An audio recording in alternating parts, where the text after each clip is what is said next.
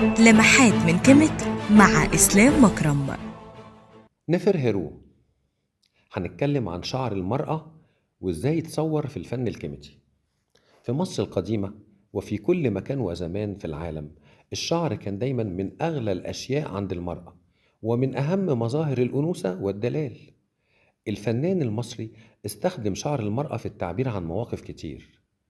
في حالات الحداد مثلا كانت النساء بتاخد التراب من الأرض وتحطه على شعرها، وأحيانا كانت المرأة تقلب شعرها للأمام بحيث يغطي وجهها تعبيرا عن حزنها.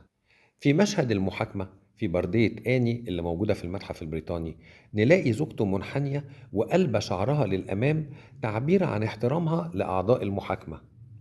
بردية تانية اللي هي بردية أناهاي من الأسرة العشرين موجودة برضو في المتحف البريطاني، نجد المرأة بتنحني وشعرها أمام وجهها احتراما وإجلالا للآلهة اللي قدامها. في بردية بتاعت السيدة حنوت تاوي من الأسرة الواحد وعشرين، متحف بريطاني، نجد السيدة منحنية تماما في وضع يشبه وضع السجود وشعرها يكاد يلامس الأرض. هي منحنية أمام الشمس المشرقة في تعبير عن تقديسها للإله رع.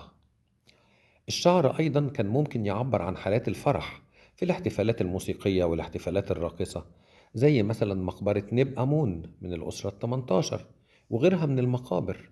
وفي الرقص الأكروباتي أيضا الشعر كان له دور، وده بنشوفه على الأستراكة اللي قدامنا دلوقتي برضو من الأسرة الثمنتاشر واتلقت في دير المدينة. كانت أصل كل شيء. اضغط متابعة للصفحة ولايك وشير.